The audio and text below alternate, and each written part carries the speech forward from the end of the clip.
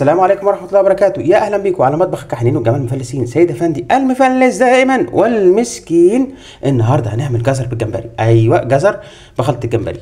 معانا جزراية متقطعة قطع طولية منقوعة في الخل. معانا كوباية مية فيها معلقة زيت.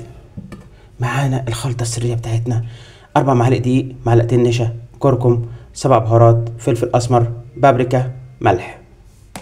خليكم معانا.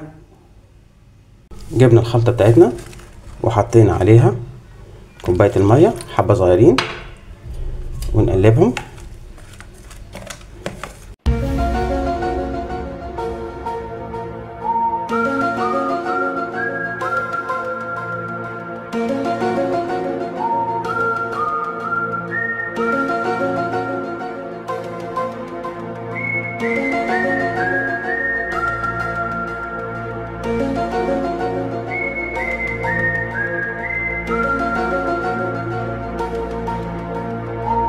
من الطاسة بتاعتنا وفيها ربع كوباية زيت،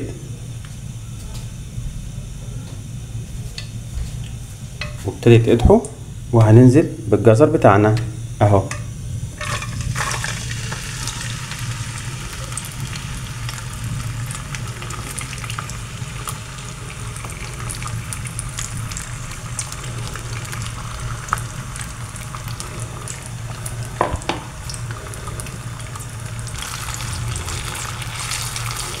ونسيبه ياخد تشويحة على النار.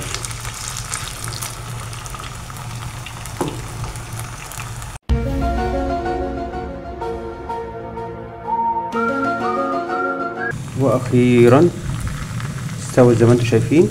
هنطلعها ونوريها لكم. واخيرا خلصنا الاكله بتاعتنا، الجزر بطعم الجمبري. اوعوا تنسونا في اللايك والشير. مطبخ الكحيانين والجمال المفلسين. سيد افندي المفلس دائما والمسكين. بالهنا والشفا.